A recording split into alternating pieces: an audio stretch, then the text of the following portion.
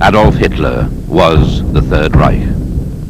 This evil genius possessed a supernatural ability to direct the emotions of massive crowds. Once he had duped the Germans into voting him into office, he used the Nazi Party to ensure that he would never relinquish his political power. The Nazi state eventually permeated every aspect of German society. But Hitler's supremacy was not the work of one man. He was enthusiastically assisted by a coterie of bizarre followers, united only in their absolute subservience to the Führer. His charismatic presence could overpower even the strongest-willed subordinates. Men like Heinrich Himmler, the crackpot high priest of Aryanism and the master of the SS. Hermann Goering, the World War I fighter ace who created the Luftwaffe before retreating into a private world of avarice, pleasure, and gluttony. Joseph Goebbels, the club-footed intellectual driven by hate who created the Nazi propaganda machine. All followed Hitler willingly. The pact with the devil would cost most of them their lives.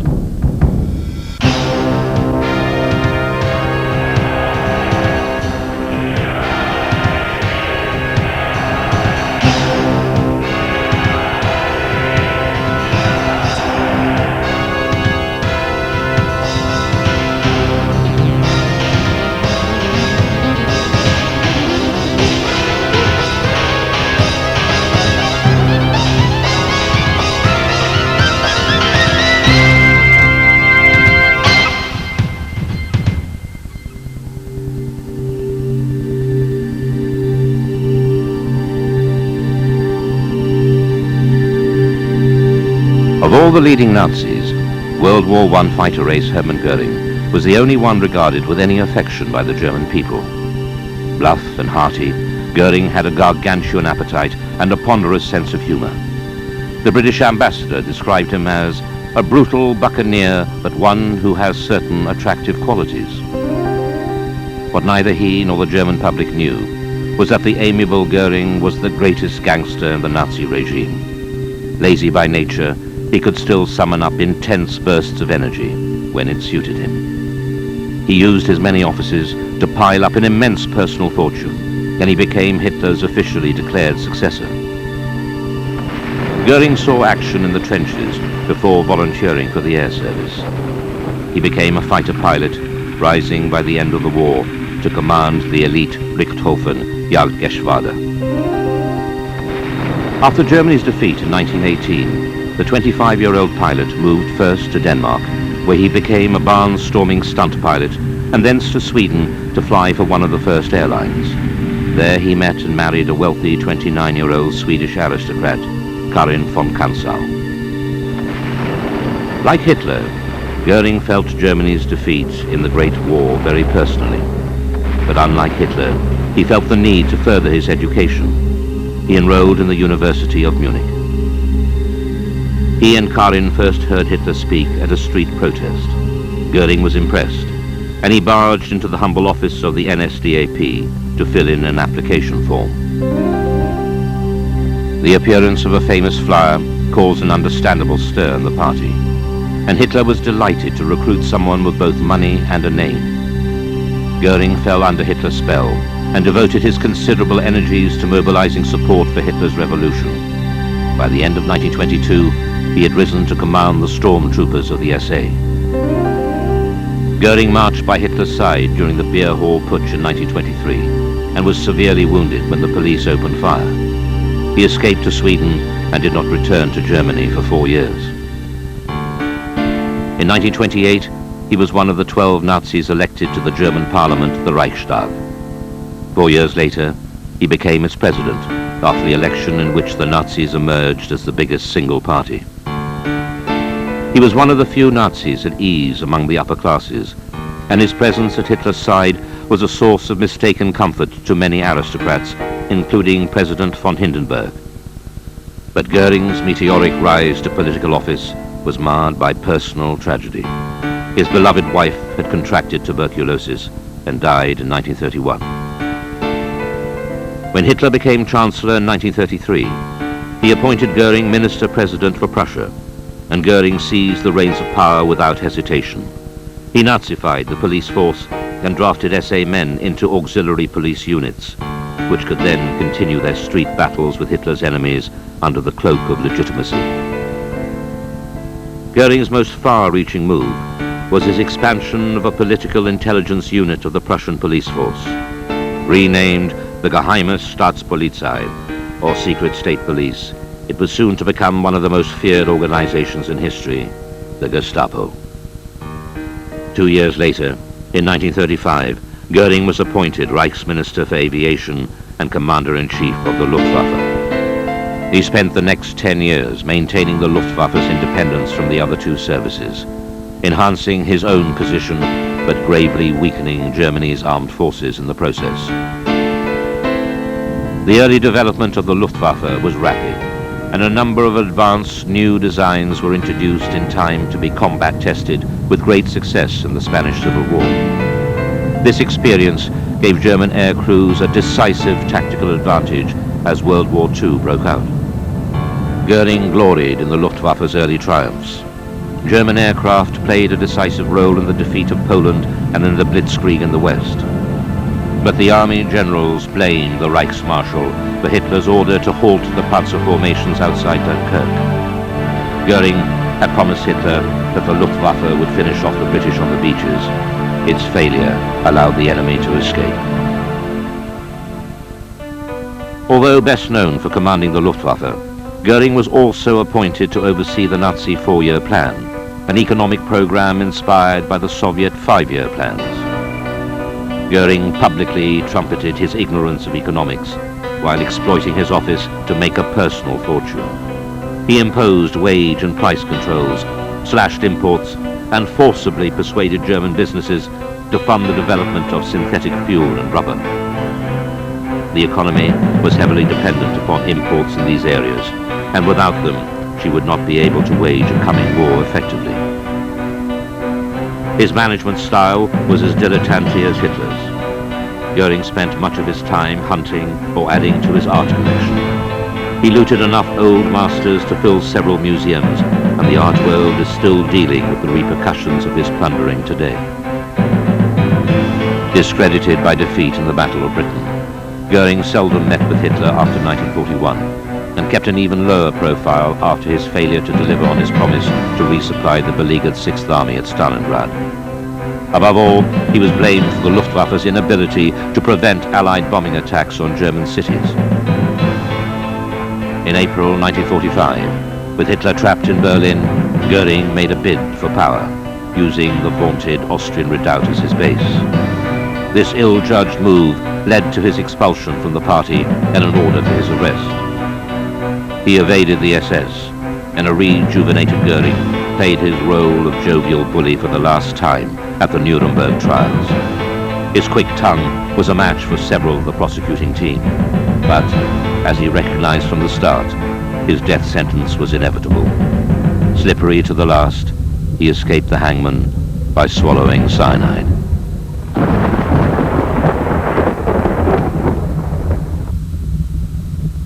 Rudolf Walter Richard Hess, Deputy Führer of the Reich, was Hitler's most loyal follower and a key figure in the early development of National Socialism. He was born in Alexandria, Egypt, on the 26th of April 1894, the son of a wealthy German trader. He served on the Western Front as a shock troop leader and was wounded twice at Verdun. He was later commissioned as a lieutenant into the Imperial Air Force and served as a pilot at the end of the war. In 1919, Hess joined the Thule Gesellschaft.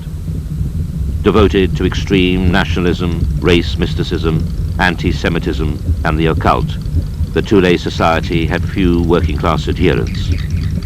It was in order to increase penetration of the lower classes that senior Thule men encouraged the birth of the NSDAP. In the summer of 1920, Hess heard Hitler speak. The impact was profound. Hess said that he felt as though I had been overcome by a vision. On the 1st of July 1920, he became member number 16 of the National Socialist German Workers' Party. In the early party meetings and rallies, Hess proved to be a formidable street fighter, regularly brawling with Marxist and socialist paramilitaries who often attempted to disrupt Hitler's meetings and interrupt his speeches. He was with Hitler during the 1923 putsch, escaping to Austria after its failure, but he quickly returned to be with his leader in prison. It was in Landsberg prison that Hitler began to write Mein Kampf. Hess helped, taking dictation and sub-editing material. But he also aroused Hitler's interest in geopolitics and made some editorial suggestions regarding Lebensraum, as well as on the historical role of the British Empire. For several years, he was content to work as Hitler's personal secretary, with no official party rank. But as the Strasser faction of the party became harder to control, he was forced into a more active role in the Nazi organization. In 1932, as the NSDAP approached power, Hess was appointed to head the Central Political Committee with the rank of SS Obergruppenführer. On the 21st of April 1933, he was made Deputy Führer, a figurehead position with largely ceremonial duties. He became a Reich minister without portfolio and was made a member of the Secret Cabinet Council and the Ministerial Council for Reich Defense. Hess was not the most influential of Hitler's followers, but in his speeches and in the Central Committee, he did contribute to the oppressive and generally anti-Semitic conditions in Nazi Germany. In 1939, he was designated as Hitler's successor after Goering. In the 1930s, as Hitler followed his perilous path of brinkmanship in foreign affairs, it became clear that Hess did not have the ability to match his party rank. The Führer began to distance himself from his loyal follower. Hess did not understand the mechanics of power. He could not hold his own in the empire-building game against consummate players like Himmler, Bormann, and Goering. He began to display signs of mental illness. It may have been this which caused Hitler to ignore Hess, though it is just as likely to have been Hitler's alienation which pushed the Deputy Führer over the edge. On the 10th of May 1941, Hess took off in a twin-engined Messerschmitt Bf 110 fighter that had been fitted with extra fuel tanks. He flew 1,500 kilometers from Augsburg in Germany to within 30 miles of the Duke of Hamilton's home in Scotland, where he bailed out.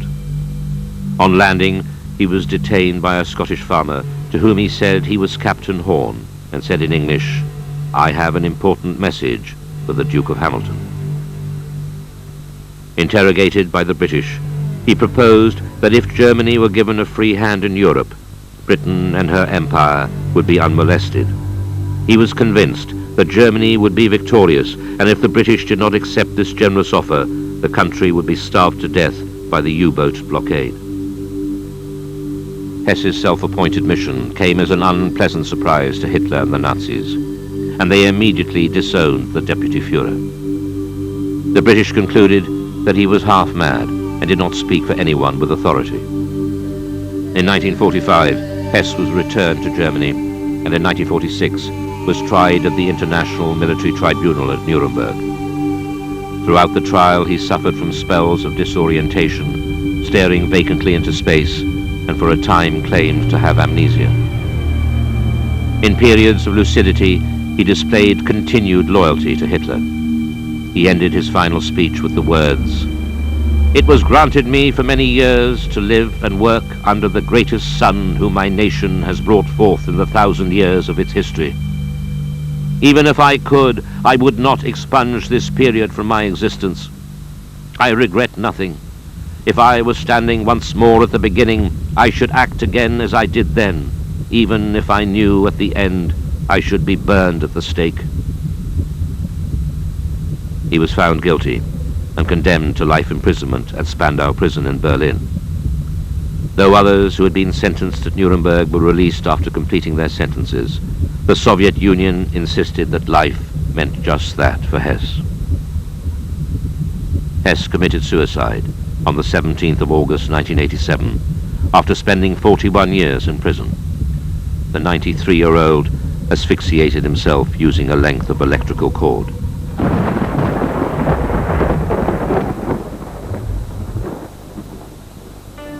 One of the most sinister figures to emerge from the murky depths of the Nazi Party, Martin Bormann, became Hitler's private secretary after the flight of Rudolf Hess to Britain in May 1941. The executor of Hitler's will, hailed by the Führer as my most loyal party comrade, Bormann remained unknown to most Germans until after the war.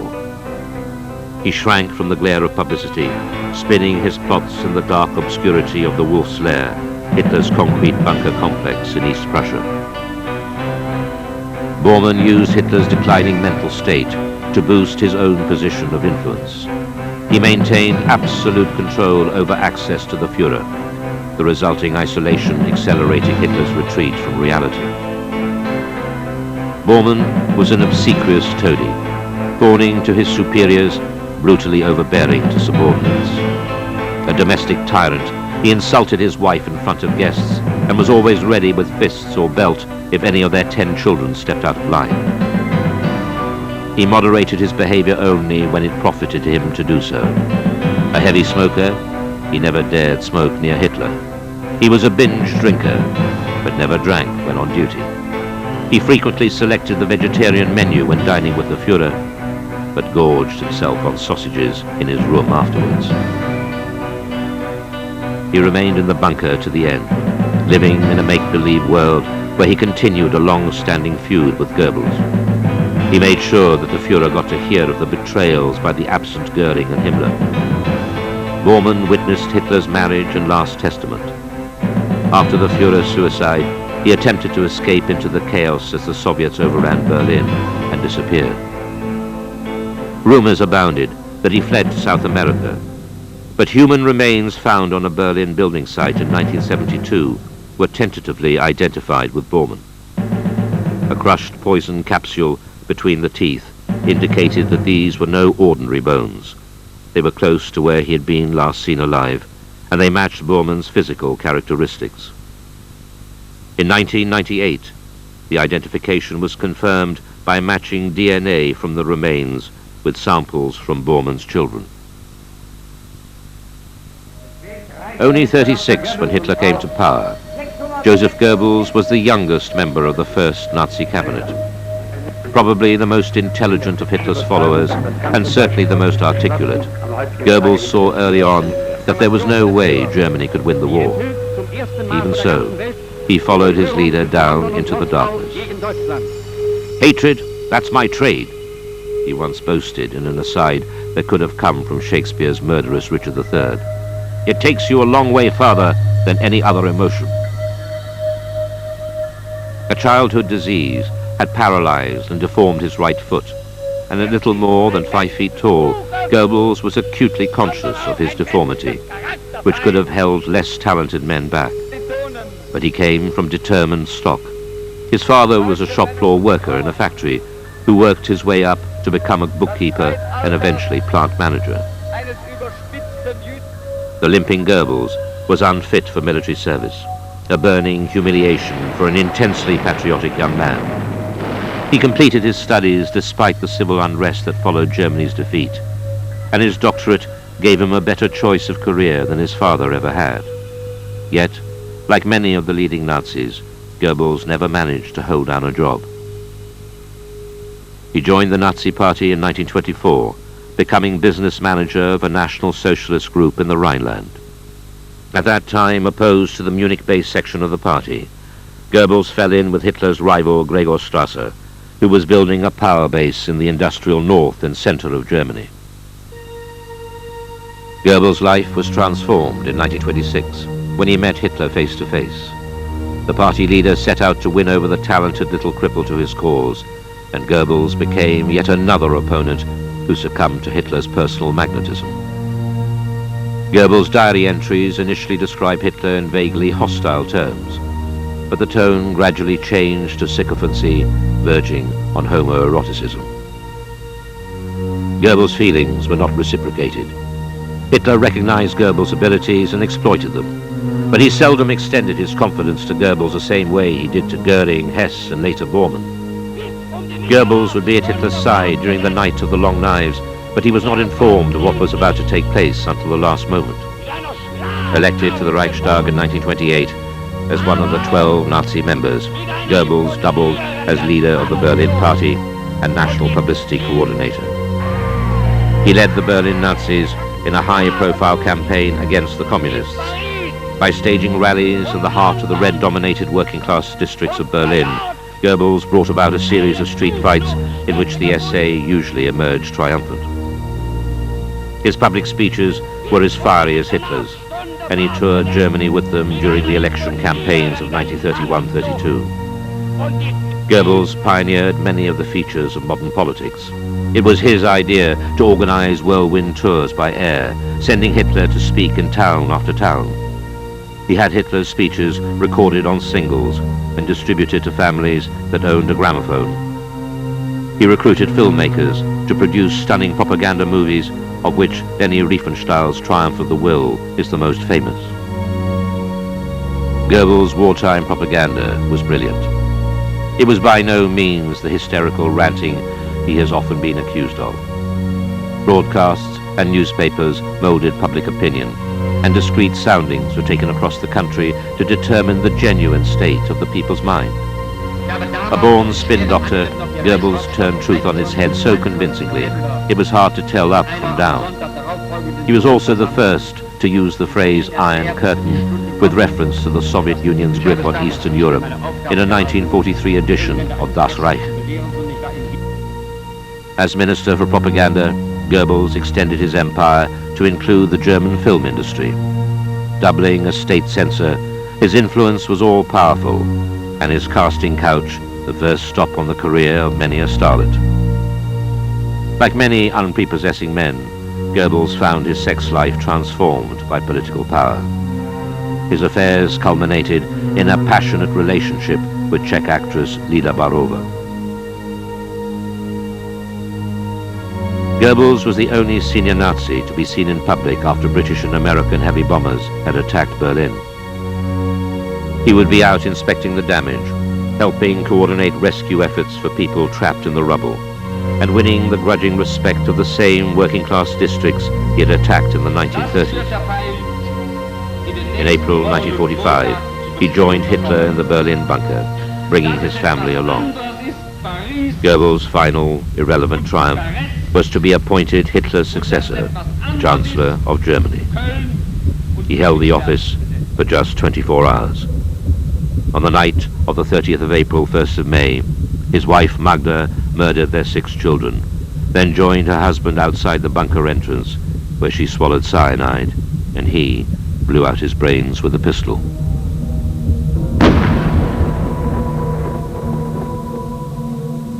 Heinrich Himmler remains one of the most enigmatic of the bizarre collection of men who ruled the Third Reich. Born at the beginning of the century on which he left such an imprint, he was brought up in a devoutly Catholic home. His service as a cadet clerk at the end of World War I gave him a taste for keeping records. He would later apply this skill to build up dossiers on potential rivals within the Nazi Party. He joined the party in its early days and participated in the beer hall putsch in 1923 at the side of his mentor Ernst Röhm, the future leader of the SA, who would be murdered by the SS. In 1925, Himmler became acting Gauleiter in Lower Bavaria, and until 1929, he worked as propaganda leader of the party. In 1928, he married 35-year-old Margarita Boden, and they set up a poultry farm near Munich. His wife encouraged his cranky ideas about homeopathy, mesmerism, and herbalism. It was onto these harmless enthusiasms that he would graft a more sinister fascination with racial purity. In 1929, Hitler appointed him head of the 300-strong Schutzstaffel, the SS. By the time the Nazis came to power in 1933, the SS had expanded to 5,000. Its role in the Night of the Long Knives on the 30th of June 1934 consolidated the SS and Himmler's position. In 3 days, the black uniformed men of the SS eliminated Hitler's rivals in the leadership of the SA and the left wing of the party. The German army, which had seen the SA as a threat, watched the SS purge the opposition and foolishly saw Himmler's black shirts as a political ally. On June the 17th, 1936, Reichsfuhrer SS Heinrich Himmler took control of the unified German police service. He was already head of the police in southern Germany, but now his fiefdom included the Prussian Geheime Staatspolizei, the Gestapo, which would eventually allow him to control almost everybody in Germany. With the outbreak of war, Himmler was made Reich Kommissar for the consolidation of German nationhood. It was in this role that he directed the SS in their genocidal operations against racial degenerates, which included Jews, Poles, and Gypsies. After the invasion of the Soviet Union in June 1941, Himmler assumed responsibility for the political administration of the East. As resistance increased to German occupation throughout Europe, it was the Gestapo, SD, and SS who led the efforts to suppress or destroy it. Heinrich Himmler was the architect of the final solution. His SS, state within a state, was the standard bearer of the Nazi racist dream. Through Heydrich, he controlled the Gestapo, the SD, and the police. These were used to track down Jews all over occupied Europe, rounding them up into ghettos before their final disposition. He controlled the Totenkopfverbande, the Death's Head Guards who ran the concentration camps and most of the extermination camps. He controlled the Einsatzgruppen and the police battalions who shot millions of Jews in the former Soviet Union. Himmler was also the biggest slave trader in the Third Reich.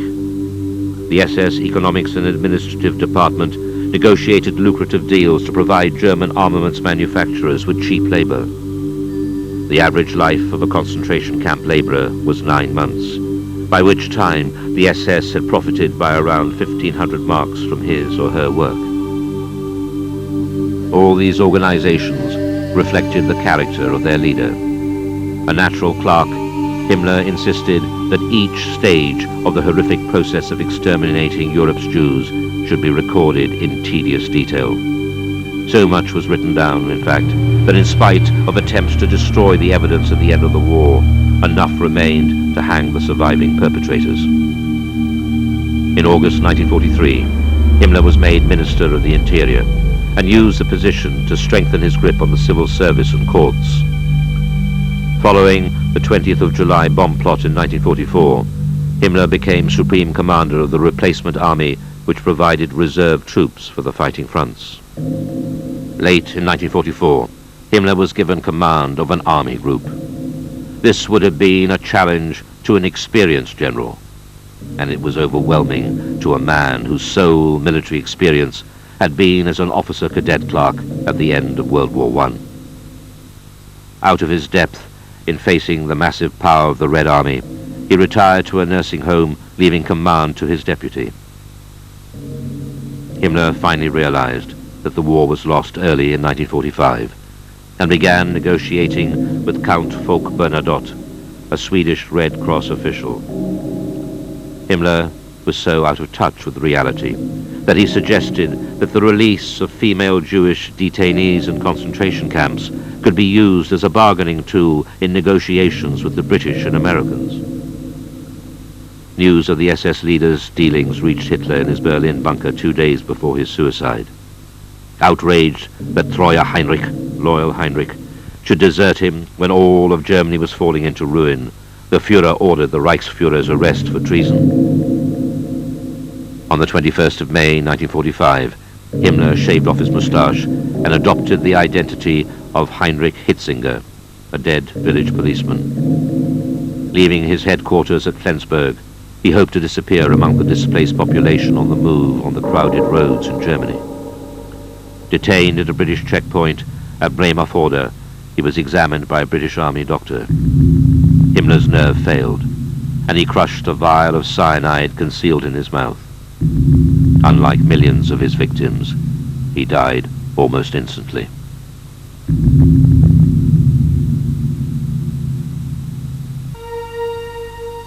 For much of the existence of the Third Reich, Reinhard Heydrich provided Himmler's strong right arm. Head of the SD, the Reich Security Service, and Deputy Reich Protector of Bohemia and Moravia, Heydrich was the driving force behind the establishment of extermination camps and the final solution. A former naval officer dismissed for conduct unbecoming in 1931, Heydrich joined the Nazi Party almost immediately. Appointed by Himmler to run the party's tiny security service, Heydrich proved to be one of the most cruel, ambitious, and ruthless men in the Nazi Party and the Reich. By the outbreak of war, he had gained control of nearly every party and state security body. In 1941, Heydrich was appointed to rule Bohemia and Moravia, but he still found the time to chair the Wannsee Conference in January 1942. Here, he ironed out the plan to exterminate Europe's Jews. He never got the chance to see his plans in action, however, since he was killed by a team of British-trained Czech agents who ambushed his car in Prague at the end of May 1942. He died on the 4th of June. He was the only senior Nazi to be killed by direct action. Following orders from Hitler, a cruel revenge was exacted on Czechs suspected of involvement with the attack. A revenge that included the total destruction of the town of Lidice. Also of high rank in the SS, but as unlike the cruel Heydrich as a man could be, Joachim von Ribbentrop was Hitler's foreign minister. During World War I, he served on the Eastern Front, and from 1915 was attached to the German military mission in Turkey. After the war, he worked as a wine salesman and married the daughter of a wealthy champagne producer. He used adoption by a titled aunt in 1925 to acquire the prefix von in front of his name. Encouraged by his wife, Ribbentrop joined the NSDAP on the 1st of May 1932 and became a Standartenführer in the SS. As Hitler's foreign policy advisor, Ribbentrop enjoyed some diplomatic success. However, his period as German ambassador in London from August 1936 to January 1938 was a disaster, marked by German arrogance and British hostility. At a court reception in 1937, he greeted King George with a Nazi salute, which did not endear him to British society. Nicknamed von Brickendrop by the British press, his experiences in London turned him from an Anglophile into an Anglophobe. With the onset of war, he placed the resources of the Foreign Ministry at the disposal of the SS and the Final Solution program. Ribbentrop was not popular with many senior Nazis. Goebbels said of him, "Von Ribbentrop bought his name, he married his money, and he swindled his way into office." At the end of the war, Ribbentrop attempted to evade capture, but was arrested by the British on the 14th of June 1945. At Nuremberg, he was found guilty on all 4 war crimes counts. And at 01:11, on the 16th of October 1946, he was hanged, the first of the condemned Nazis to mount the scaffold.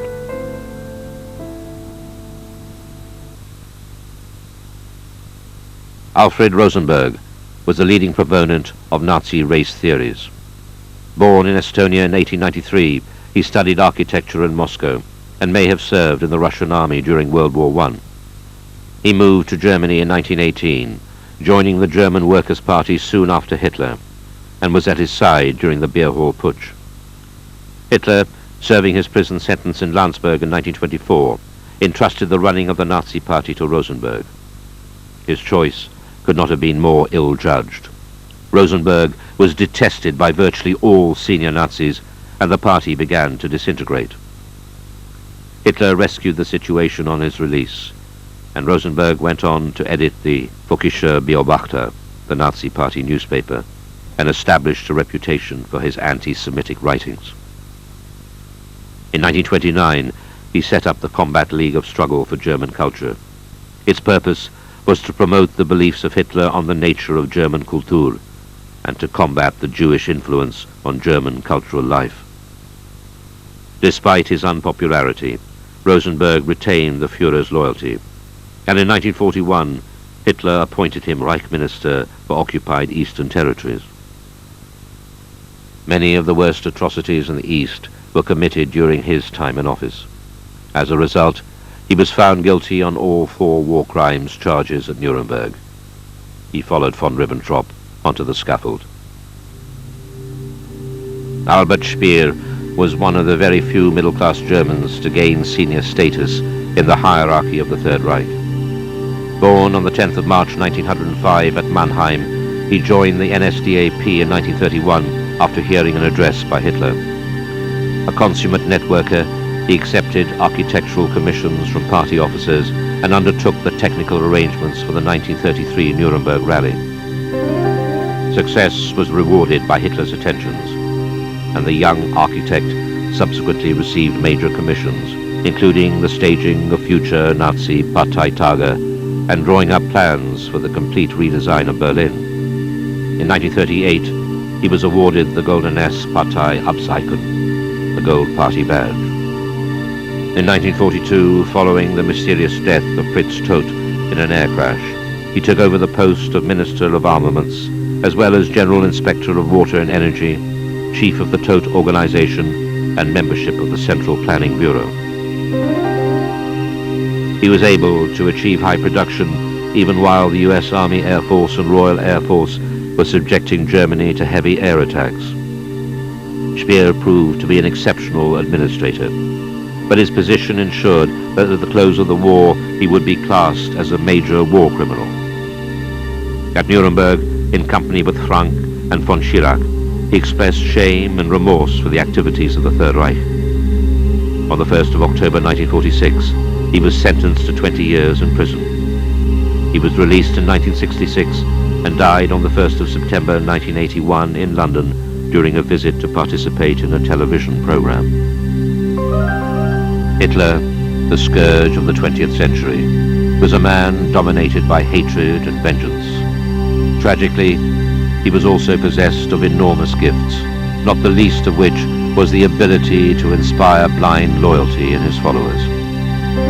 Germany in the 1920s threw up a strange collection of political adventurers. None was stranger than the pack of misfits, degenerates, and conscienceless self-seekers that trailed after Hitler. Loyalty to the Führer was their only common characteristic.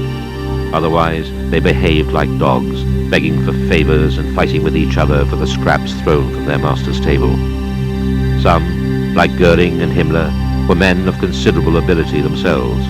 Like their Führer, they were self-made men. Others were opportunists or had simply been in the right place at the right time. But all worshipped the Führer. All believed in his racist, hate-filled creed, a belief which damned untold millions to the sufferings of hell.